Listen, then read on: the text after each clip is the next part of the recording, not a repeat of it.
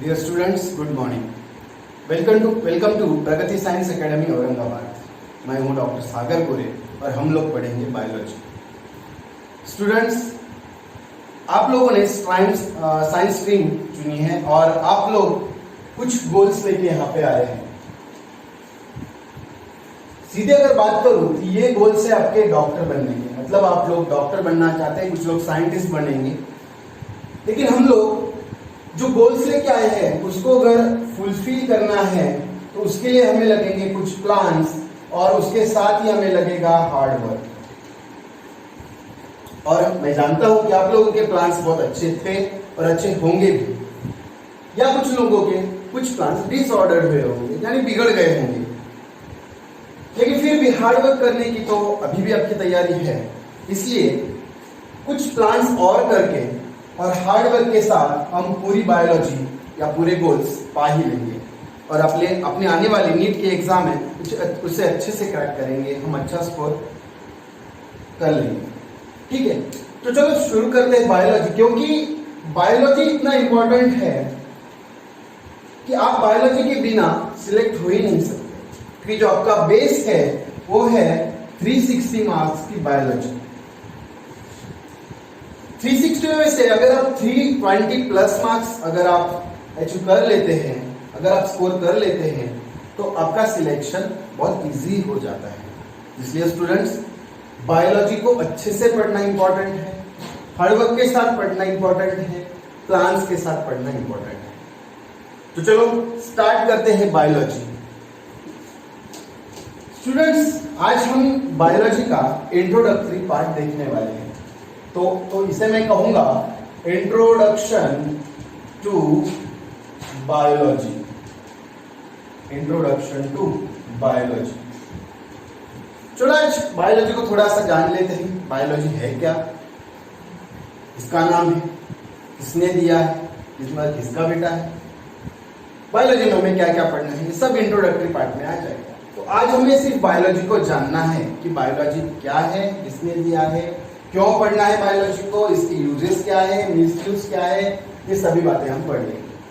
चलो तो स्टार्ट करते हैं बायोलॉजी के वर्ड से ही। तो जैसे कि हमें मालूम है, biology itself has some meaning, because every term that is formed has blend of two words. दो वर्ड्स एक साथ आते हैं तभी कुछ मीनिंग उसमें से निकलता है। देखो इसमें क्या है, इसमें दो वर्ड है, एक है बायोस, एक वर्ड है बायोस जिसका मीनिंग होता है लिविंग, और दूसरा वर्ड है लॉजी है यहाँ पे, लेकिन उसका ओरिजिनल वर्ड ऐसे है लॉजी या ओलॉजी, जिसका मतलब होता है स्टडी और साइंस ऑफ स्टडी। तो बायोलॉजी का मतलब हुआ study of living organisms, living things. Okay, तो एक लाइन में अगर हम लिखेंगे तो study of living organisms, living organisms की स्टडी को बायोलॉजी कहेंगे। ओके, इसके फादर कौन है? Father of biology, father of biology है एरिस्टोटल। एरिस्टोटल ये फादर है। और ये टर्म किसने दी? तो टर्म इज गिवन बाय दो लोग हैं जिन्होंने हमें ये बायोलॉजी टर्म, इसको बायोलॉजी कहो, मतलब लिविंग ऑर्गेनिजम्स की स्टडी को बायोलॉजी कहो। ये बायोलॉजी वर्ड जिन्होंने दिया वो टर्म देने वाले हैं, एक है लामार्क और दूसरे है ट्रीविरानस। बहुत इंपॉर्टेंट है स्टूडेंट्स, ये सीधे डायरेक्ट क्वेश्चन आ जाते हैं नीट में कि फादर ऑफ बायोलॉजी कौन है, बायोलॉजी टर्म किसने दी है। देखो डिफरेंस कहां पे है, यहाँ पे सिर्फ फादर वर्ड है, यहाँ पे टर्म है। कहीं आप जल्दी में ये गलती ना कर दें कि फादर पूछा है और आप लोग टर्म के बारे में लिख दो कि टर्म किसने दिया है। कभी टर्म पूछेंगे आप फादर के बारे में ना लिख दो। इसलिए याद रखेंगे, फिर कैसा याद रखना है, ये अरिस्टोटल में टोटल वर्ड आता है, टोटल। तो याद रखेंगे पूरे बायोलॉजी के फादर कौन है? टोटल। तो कौन है? एरिस्टोटल, ऐसे याद रखो, ठीक है। और टर्म जिन्होंने दिया वो है लामार्क, तो मार्क किया इन्होंने, जैसे याद रखो कि मार्क किया, तो टर्म दी इन्होंने, ओके। और ट्रिविरालिस, ये भी बायोलॉजी की बात। स्टूडेंट बायोलॉजी में कौन सी बातें और आती है? तो बायोलॉजी में दो चीजें हम लोग पढ़ेंगे। वैसे बायोलॉजी काफी वास्ट सब्जेक्ट है, लेकिन फिर भी इस बायोलॉजी में हमें पढ़ना है बॉटनी और जूलॉजी।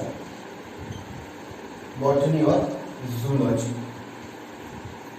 क्या मीनिंग होता है बॉटनी का? बॉटनी मतलब क्या पढ़ना है? तो बॉटनी में पढ़ा जाता है, बोटन का मीनिंग होता है हर्ब और प्लांट, हर्ब और प्लांट। और आपको जैसे मालूम है लॉजी का मतलब होता है या ओलॉजी का मतलब होता है स्टडी। तो स्टडी ऑफ प्लांट्स और study of herb is known as botany. और इस बॉटनी के फादर है थियोफ्रैटस। थियोफ्रैटस ये इसके फादर है। तो यहां पे मैं लिख देता हूं, फादर ऑफ बॉटनी इज थियोफ्रैटस। देखो यहां पे बॉटनी के फादर है थियोफ्रैटस और पूरे बॉटनी के एरिस्टोटल। अगर बात करेंगे जूलॉजी की, तो जूलॉजी ये वर्ड कहां से आया है? तो जीवोन ऐसा वर्ड है। जीवोन का मतलब होता है एनिमल,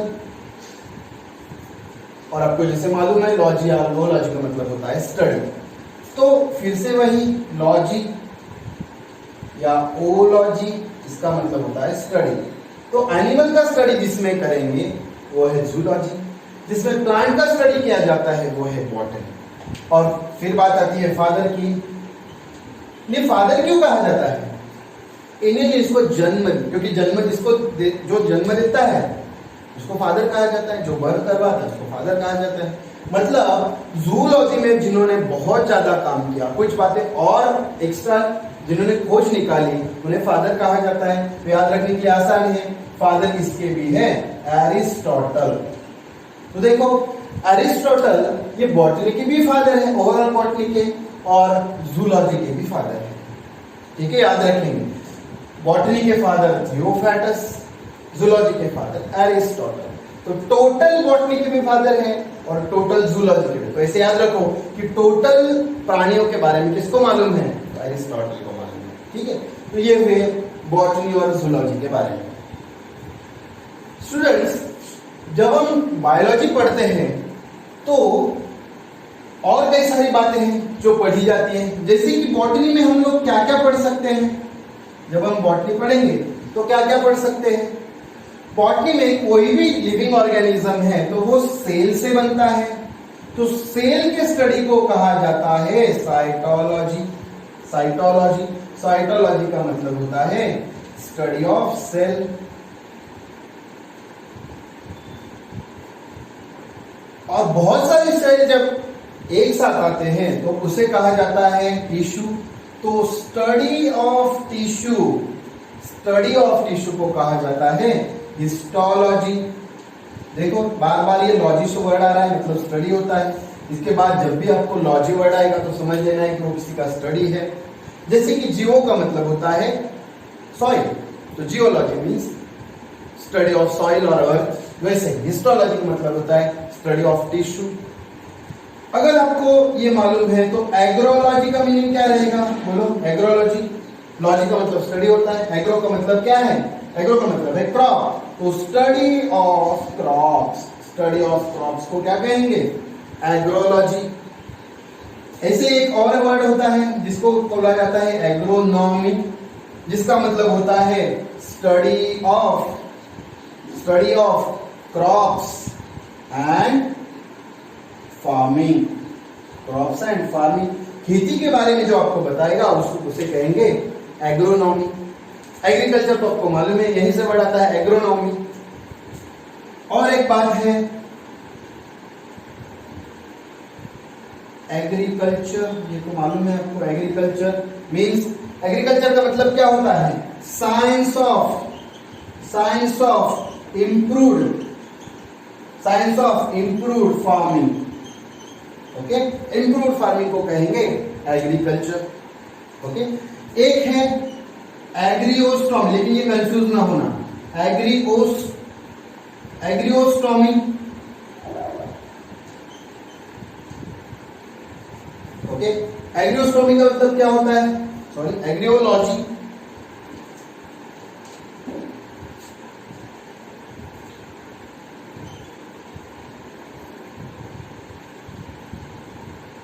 एग्रियोलॉजी, ठीक है, एग्रियोलॉजी। तो इसका मतलब होता है स्टडी ऑफ प्रिमिटिव मैन। जो हम इवॉल्व हुए हैं, तो प्रिमिटिव जो मैन थे पहले, उनके स्टडी को कहा जाता है एग्रियोलॉजी। इसके अंदर नहीं आएगा, लेकिन आपको याद रहना चाहिए कि दोनों वर्ड अलग अलग हैं। ओके, तो स्टूडेंट्स, ये बॉटनी के अंदर हम लोग पढ़ेंगे, मतलब प्लांट होता कैसा है। ठीक है, कोई भी प्लांट्स का उसके अलग अलग जो अंग है, उसकी जड़ है, रूट्स है, उसका बार्क है, उसके लीव्स है, फ्लावर है उसके, इन सभी के बारे में, उसका रिप्रोडक्शन कैसे होता है, उसकी डेवलपमेंट कैसी होती है, उसका ग्रोथ कैसे होता है, कौन से हार्मोन से रिस्पॉन्सिबल है, ये सभी बॉटनी के अंदर पढ़ा जाता है। ठीक है, और नेक्स्ट जो पार्ट है जूलॉजी का, तो चलो यहाँ पे मैं लिख देता हूँ अलग अलग बातें। जूलॉजी में हम क्या पढ़ेंगे? ठीक, एक काम करते हैं, आप लोग ये पहले नोट डाउन कीजिए, उसके बाद हम जूलॉजी के बारे में देखते हैं। ठीक है,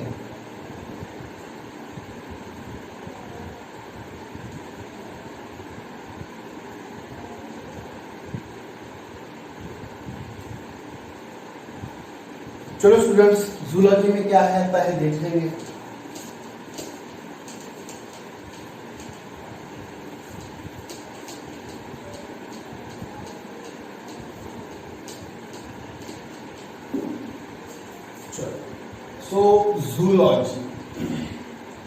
जूलॉजी का मीनिंग होता है स्टडी ऑफ एनिमल्स।